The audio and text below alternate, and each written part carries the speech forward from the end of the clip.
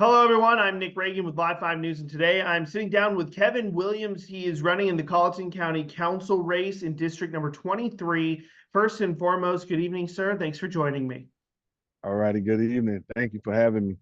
Well, let's get started here with just a brief introduction into who you are. For folks who haven't yet had the pleasure, tell us who you are, a little bit of your background, and why you decided to get into this race. Well, pretty much about myself. I've been in the politics since young age in high school.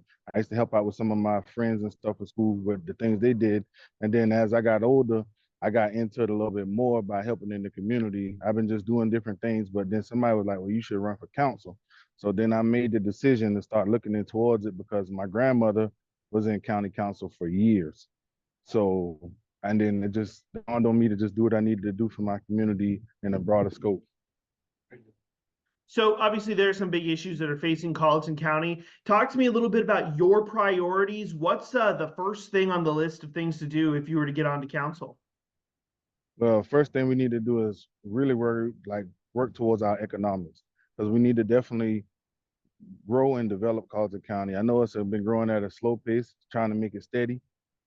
So, but we're gonna definitely work towards that, and then also the schools. We definitely need to help our younger youth in a lot of things, and then some of our elderly people here have been needing help. Like when we had trees and stuff down, me and my cousins got together.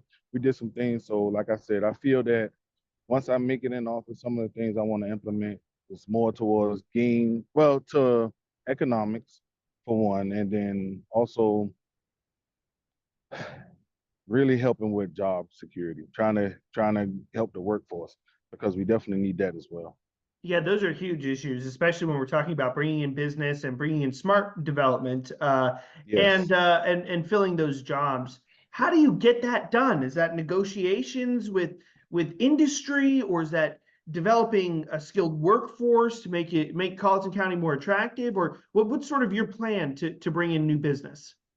Well, to bring in new business, yes, we definitely need skills to have the people able to work because I'm a skilled machinist myself, so I have that in my background. I'm a machinist and I'm a mechanic tech as well. But I also run dump trucks and things of that nature, and I work with a lot with the heavy machinery. So I have a lot of understanding of what needs to be done, but people have to be where you can work with them. So you have to educate them on how to work with somebody else and groom them to be able to be in a great workforce. So we need to have structure classes teaching how to drill, how to understand using automated machinery and just things of that nature, because that's what's going to be in our future. I worked at Bosch, for a few years. I currently still work at Boeing. I know can't really say about Boeing because I'm running for office, but hey, it's life. Well, I want to talk about another issue here that folks have Yes. identified as one of their top concerns, and that's safety. What's your assessment of how safe the county is right now, and what would you do to make people feel a little bit safer, even when they're just dropping off their kids at school or going to the grocery store?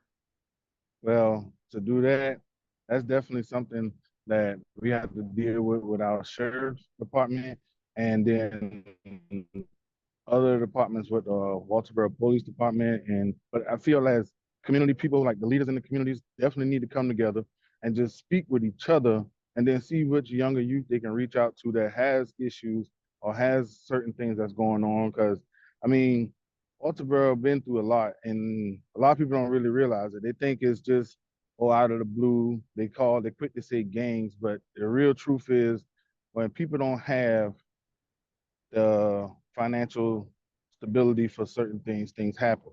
And then other things create more issues in that, and then that creates retaliation and other situations. So that's why a lot of a lot of the crime side of things. So to make it better, like I said, I feel that the more communities get together, have these sit downs, get aunties, mamas, daddies, uncles, get them together, talk with the younger youth, and then just try to gel the community back together.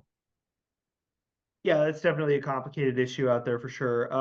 Let me talk about another issue that folks are very concerned about. We got to talk about infrastructure, roads, bridges, and especially that flooding infrastructure. We saw quite a bit of damage from the last couple of storms. Folks concerned about their houses flooding and getting washed away. Mhm. You know, how much effort and energy needs to be put into these infrastructure plans, especially when it comes to roads, bridges, and stormwater infrastructure?